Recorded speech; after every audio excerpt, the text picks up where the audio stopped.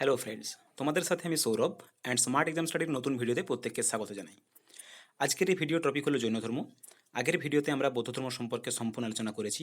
যারা ভিডিওটা দেখো না তাদের জন্য আমি ডেসক্রিপশন বক্সে লিঙ্কটা দিয়ে দেবো, সেখান থেকে বৌদ্ধ ধর্মটা সম্বন্ধে পুরো ডিটেলস দেখে নেবে।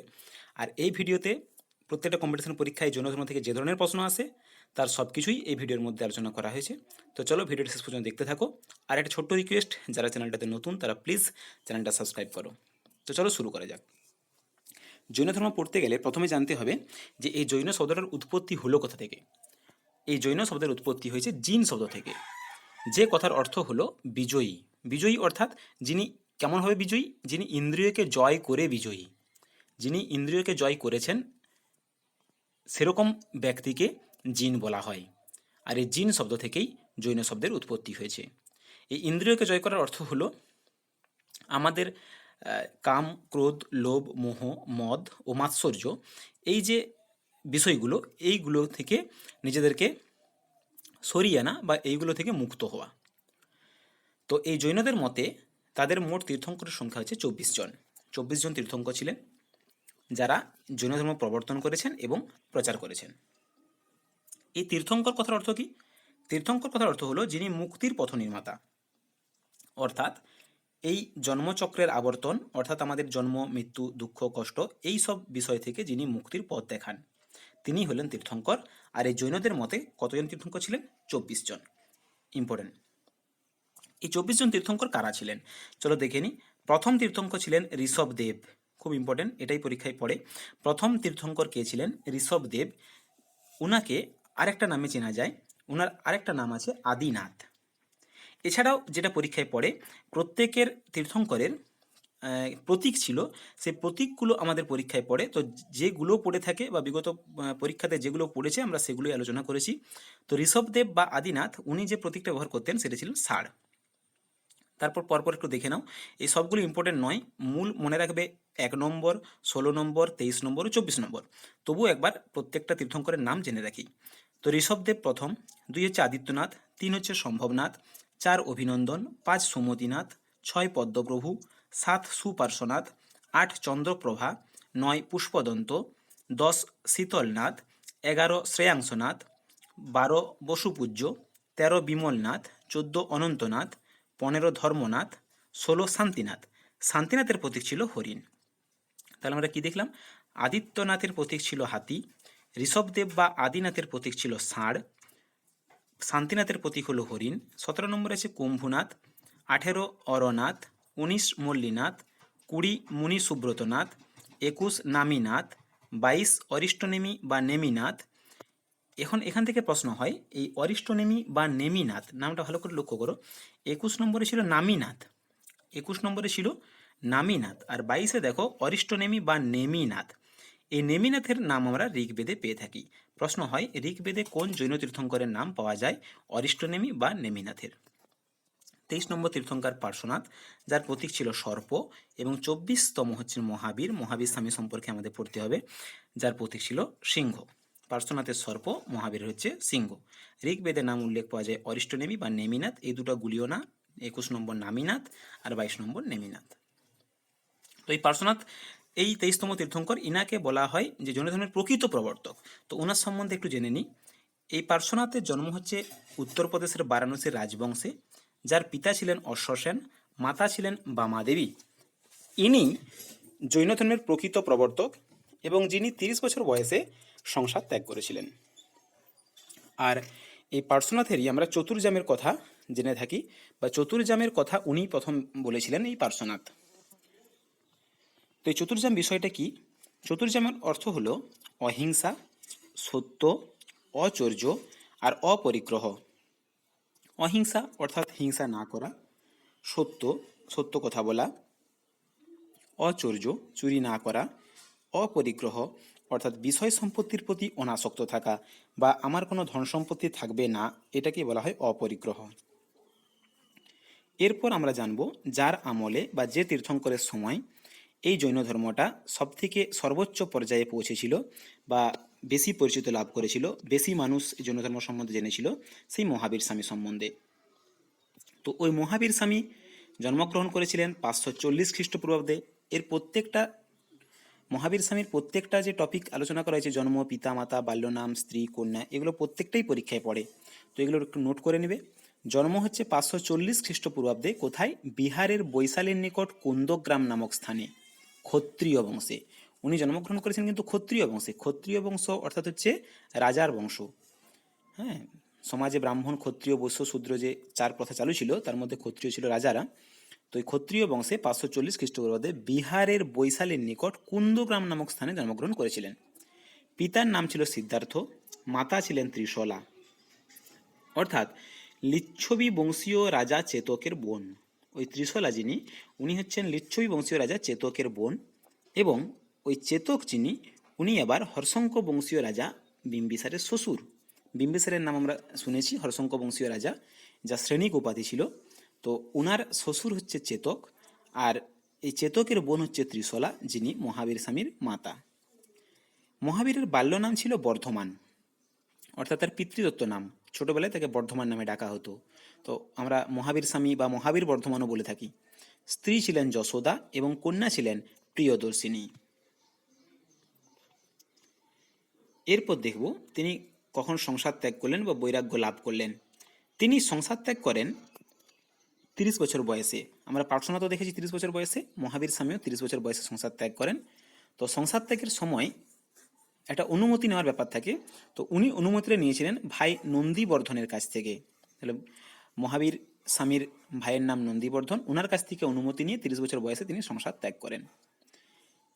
সংসার ত্যাগের পর 12 বছর তিনি এদিকে ওদিকে ঘুরতে থাকেন, বিভিন্ন জায়গায় উনি শিক্ষা লাভ করেছেন। অবশেষে 42 বছর বয়সে, অর্থাৎ 12 বছর পর 42 বছর বয়সে রিজুপালিকা নদীর তীরে, ইম্পর্টেন্ট, রিজুপালিকা নদীর তীরে জিম্ভিক নামক গ্রামে শাল গাছের নিচে কৈবল্য লাভ করেন। বৌদ্ধ ধর্মে দেখেছিলাম আমরা কি গাছ, এখানে দেখো শাল গাছ। হ্যাঁ, ওইখানে ছিল অশ্বত্থ বা পিপুল গাছ। তো 42 বছর বয়সে রিজুপালিকা নদীর তীরে জিম্ভিক নামক গ্রামে শাল গাছের নিচে তিনি কৈবল্য লাভ করেন। কৈবল্য লাভ করার অর্থ হচ্ছে সিদ্ধি লাভ করা, অর্থাৎ তিনি নির্বাণ লাভ করেছেন।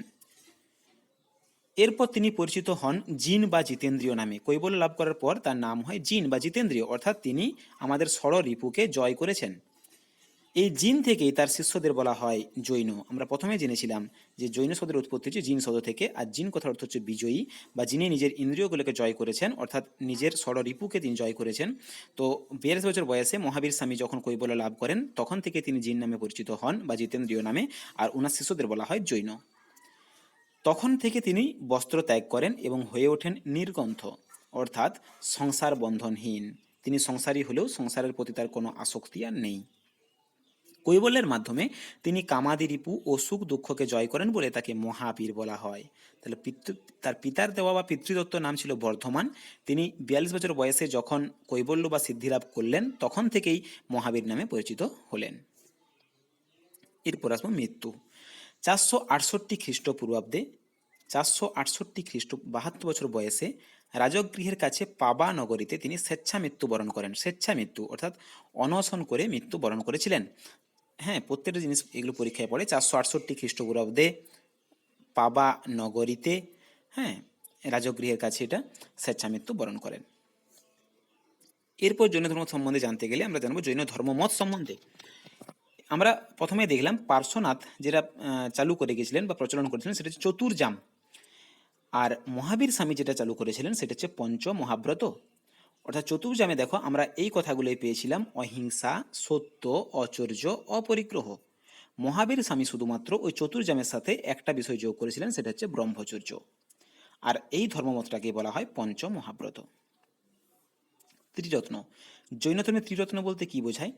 সৎ বিশ্বাস, সৎ জ্ঞান ও সৎ আচরণ, অর্থাৎ সত্য বিশ্বাস, সত্য জ্ঞান ও সত্য আচরণ, এটাকেই জৈন ধর্মে একত্রে বলা হয় ত্রিরত্ন। এই ত্রিরত্নের দ্বারাই পরম শুদ্ধ আনন্দ বা আত্মার মুক্তি লাভ সম্ভব। জৈনরা আত্মায় বিশ্বাসী করতেন, তো এই আত্মার মুক্তি লাভ কীভাবে সম্ভব? এই ত্রিরত্নের দ্বারা, অর্থাৎ সৎ বিশ্বাস, সৎ জ্ঞান ও সৎ আচরণের দ্বারা আমাদের আত্মার মুক্তি লাভ সম্ভব হয়। এরপর জানাবো জৈন ধর্মের বিশ্বাস সম্বন্ধে। বিশ্বাস অর্থাৎ ওনারা কি বিশ্বাস করতেন? সংসারটা ওনাদের কাছে ছিল বাস্তবিক ও অনশ্বর। ঈশ্বরের অস্তিত্বে ওনারা বিশ্বাস করতেন না, অর্থাৎ ওনারা বলতেন বা জৈন ধর্মের যারা বিশ্বাসী তারা বলতেন যে মানুষের অন্তর্নিহিত যে শক্তি তার চরম প্রকাশকেই তার ঐশী শক্তি তারা মনে করতেন যে সেটাই হচ্ছে সর্বশ্রেষ্ঠ শক্তি, মানুষের অন্তর্নিহিত শক্তির যে চরম প্রকাশ। তবে দেবতার অস্তিত্ব স্বীকার করেন এবং স্বীকার করলেও জিনের নিচে অর্থাৎ যিনি জিতেন্দ্রীয় বা যিনি কৈবল্য লাভ করেছেন, সিদ্ধি লাভ করেছেন, তার নিচে দেবতার স্থান স্বীকার করতেন। আত্মা আগেই বললাম আত্মার অস্তিত্ব স্বীকার করেন এবং ওই ত্রিরত্ন পালনের দ্বারা যে আত্মা শুদ্ধ হন বা ত্রিরত্নের দ্বারা আত্মাকে মুক্তি লাভ করানো যায় এই বিষয়টা তারা মানতেন। অর্থাৎ আমাদের হিন্দু ধর্মে যে বিষয়গুলো প্রচলিত আছে খানিকটা জৈন ধর্মের সাথে তার মিল আছে। পুনর্জন্ম, আমরা হিন্দুরা পুনর্জন্মে বিশ্বাসী, জৈন ধর্মে যারা বিশ্বাসী ছিলেন তারাও পুনর্জন্মটা বিশ্বাস করতেন, অর্থাৎ হিন্দুদের মতো ওনারাও পুনর্জন্মে বিশ্বাসী ছিলেন। কর্মবাদ, অর্থাৎ হিন্দুদের মতো কর্মফলে বিশ্বাসী এবং পঞ্চ মহাব্রত পালনের মাধ্যমে কর্ম ও জন্মান্তরের বন্ধন থেকে মুক্তি পাওয়া সম্ভব। অর্থাৎ আমরা হিন্দুরা যেটা বিশ্বাস করি যে একবার জন্মগ্রহণ করেছি, এরপর পুনরায় আরও জন্মগ্রহণ হতে পারে, তো এই জন্মচক্রের আবর্তন, এই আবর্তনেই নাকি আমাদের সবথেকে বেশি দুঃখ পেতে হয়। তো এই দুঃখ থেকে মুক্তি লাভের জন্য নির্বাণ লাভ সম্ভব, তার জন্য পঞ্চ মহাব্রত পালন করতে হবে। এই ছিল কর্মবাদ। এরপর আসবো জ্ঞান সম্বন্ধে।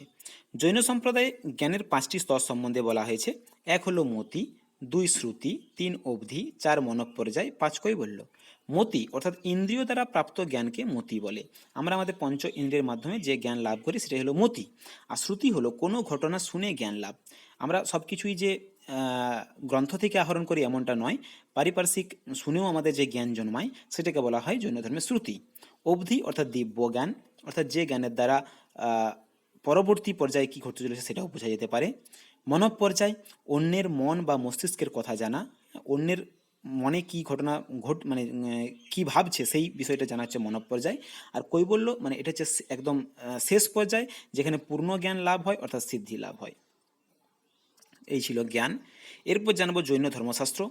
জৈন ধর্মশাস্ত্রে জৈন ধর্মের মূল সূত্রগুলো প্রথম দিকে কিন্তু লিখিতভাবে প্রকাশ থাকেনি, এগুলো মুখে মুখে প্রচলিত ছিল, কিন্তু পরবর্তীকালে দুটো জৈন সঙ্গীতির মাধ্যমে এগুলো লিখিত পর্যায়ে চালু হয়।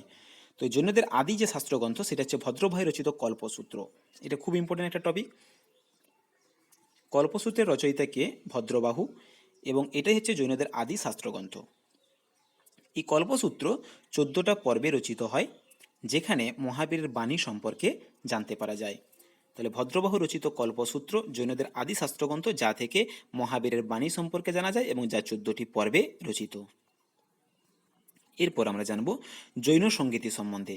যেমন বৌদ্ধ ধর্মে দেখেছিলাম 4টা বৌদ্ধ সম্মেলন হয়েছিল, এখানে 2টো জৈন সঙ্গীতি হয়েছিল। প্রথম জৈন সঙ্গীতি হয়েছিল 300 খ্রিস্টপূর্বাব্দে বিহারের পাটলিপুত্রে, অধ্যক্ষ ছিলেন স্থূলভদ্র। 300 খ্রিস্টপূর্বাব্দে বিহারের পাটলিপুত্রে অধ্যক্ষ ছিলেন স্থূলভদ্র। এই জৈন সঙ্গীতিতে কল্পসূত্রটা যেটা 14টা পর্বে বিভক্ত ছিল সেটা 14টা পর্বের পরিবর্তে 12টা অঙ্গে সংকলিত হয়, আর এই অঙ্গগুলোকে বলা হয় দ্বাদশ অঙ্গ। এটাও পরীক্ষায় প্রশ্ন হয়, জৈনদের অঙ্গ কটি? 12টি, আর উপাঙ্গ যদি পড়ে যায় সেটাও কিন্তু 12টি, মনে রাখবে জৈনদের অঙ্গ ও উপাঙ্গ দুটোই 12টি করে। তো কল্পসূত্র 14টা পর্বে লিখিত ছিল, তার পরিবর্তে সেটা 12টি অঙ্গে লিখিত, যেটাকে দ্বাদশ অঙ্গ বলা হয়। এটা রচিত হয় কখন? প্রথম জৈন সঙ্গীতিতে 300 খ্রিস্টপূর্বাব্দে, যেটা বিহারের পাটলিপুত্রে সংগঠিত হয়েছিল, যার অধ্যক্ষ ছিলেন স্থূলভদ্র। এরপর দেখো দ্বিতীয় জৈন সঙ্গীতি, যার সময়কালটা হলো 512 খ্রিস্টাব্দ। এটা খ্রিস্টাব্দ, খেয়াল করবে, আগেটা ছিল খ্রিস্টপূর্বাব্দ, এটা খ্রিস্টাব্দ। আগেরটা হয়েছিল বিহারের পাটলিপুত্রে, হ্যাঁ, আর বিহারের পাটলিপুত্রে, আর এটা হচ্ছে গুজরাটের বলভিতে, যার অধ্যক্ষ ছিলেন দেবর্ধি ক্ষমাশ্রমণ। ওটা ছিলেন অধ্যক্ষ স্থূলভদ্র, এটা হচ্ছে অধ্যক্ষ ক্ষমাশ্রমণ। বিহারের পাটলিপুত্রে হয়েছিল, এটা গুজরাটের বলভিতে 300 খ্রিস্টপূর্বাব্দে, অর্থাৎ যীশু খ্রিস্টের জন্মের পূর্বে, আর এটা 512 খ্রিস্টাব্দে। এই দ্বিতীয় জৈন সঙ্গীতিতে নতুনভাবে ধর্মগ্রন্থ সংকলিত হয়, যাকে বলা হয় জৈন আগম বা জৈন সিদ্ধান্ত, যার 4টা ভাগ ছিল: অঙ্গ, উপাঙ্গ, মূল ও সূত্র। এই 12টা অঙ্গ, 12টা উপাঙ্গ, এটাই পরীক্ষায় পড়ে। এরপর আসবো বিভিন্ন জৈন দার্শনিক সম্বন্ধে। না, প্রশ্ন হয় যে এদের মধ্যে কে জৈন দার্শনিক ছিলেন না। উল্লেখযোগ্য দার্শনিক ছিলেন ভদ্রবাহু, হেমচন্দ্র, সিদ্ধসেন, হরিভদ্র প্রমুখ। ভদ্রবাহু, হেমচন্দ্র, সিদ্ধসেন ও হরিভদ্র। এই জৈন ধর্মের প্রসার ও সমর্থক, অর্থাৎ জৈন ধর্মটা কীভাবে প্রসার লাভ করেছিল, কাদের দ্বারা, এবং একে কারা সমর্থন করতেন। তো প্রথম দিকে জৈন ধর্ম পূর্ব ভারতে অর্থাৎ অঙ্গ, বিদেহ ও কোশল রাজ্যে প্রচলিত হয়। অবিভক্ত ভারতবর্ষের অঙ্গ, বিদেহ ও কোশল রাজ্যে প্রচলিত হয়। মহাবীর স্বামী যেহেতু বিহারে জন্মগ্রহণ করেছিলেন, অর্থাৎ পূর্ব ভারতটাতে প্রথমে এই জৈন ধর্ম বিস্তার লাভ করেছিল। তবে কথাও মনে রাখতে হবে যে ভারতের বাইরে এই ধর্ম কোনোদিন প্রচারিত হয়নি। যেমন বৌদ্ধ ধর্ম শ্রীলঙ্কা, নেপাল, কম্বোডিয়া, জাপান প্রভৃতি বহির্দেশে বহুল প্রচলিত এবং বহুল সমাদৃত, কিন্তু জৈন ধর্ম ভারতের বাইরে কোনোদিনই প্রচারিত হয়নি। তবে জৈন ধর্মের সমর্থক ছিলেন কারা? মগধ রাজ বিম্বিসার, হর্ষঙ্ক বংশীয় রাজা অজাতশত্রু, চন্দ্রগুপ্ত মৌর্য, কলিঙ্গের রাজা খারবেল, গুজরাটের রাজা জয়সিংহ ও কুমারপাল এই ধর্মকে সমর্থন করেছিলেন। এছাড়াও ছিলেন দাক্ষিণাত্যের চালুক্য বংশ, রাষ্ট্রকূট বংশ ও গঙ্গ রাজারাও এটা সমর্থন করেন। এরপরে আমরা জানব এই জৈন ধর্মের ধর্ম বিভাজন সম্বন্ধে। অর্থাৎ ধর্মটা দুটা ভাগে বিভক্ত হয়ে পড়ে। এক হলো দিগম্বর। দিগম্বর কারা? ভদ্রবাহুর নেতৃত্বে যারা দক্ষিণ ভারতে চলে যান এবং কোনো বস্ত্র ধারণ করতেন না, তারা হলেন দিগম্বর। আর স্থূলভদ্রর নেতৃত্বে যারা উত্তর ভারতেই থেকে যান, অর্থাৎ শ্বেত বস্ত্র ধারণ করতেন, তারা হলেন শ্বেতাম্বর। অর্থাৎ উত্তর ভারতে যখন একটা সংকটময় পরিস্থিতি দেখা দেয়, তখন কি হলো, ভদ্রবাহুর নেতৃত্বে অনেকে দক্ষিণ ভারতে চলে গেলেন। ওই যারা দক্ষিণ ভারতে চলে গেলেন তারা হলেন দিগম্বর, এবং যারা কোনোরূপ বস্ত্র ধারণ করতেন না, এবং যারা শ্বেত বস্ত্র ধারণ করতেন এবং স্থূলভদ্রর নেতৃত্বে উত্তর ভারতে থেকে যান, তারা হলেন শ্বেতাম্বর। তো এই ছিল আমাদের পুরো জৈনিজম বা জৈন ধর্ম সম্বন্ধে। এর বাইরে প্রশ্ন আর হয় না। প্রত্যেকটা কম্পিটিশন পরীক্ষায় যে ধরনের প্রশ্ন আসে সেই সবগুলোই আলোচনা করা হয়েছে। ভিডিওটা শেষ পর্যন্ত দেখার জন্য ধন্যবাদ। আরেকবার রিকোয়েস্ট করব, যারা চ্যানেলটিতে নতুন প্লিজ চ্যানেলটি সাবস্ক্রাইব করুন। Thank you very much.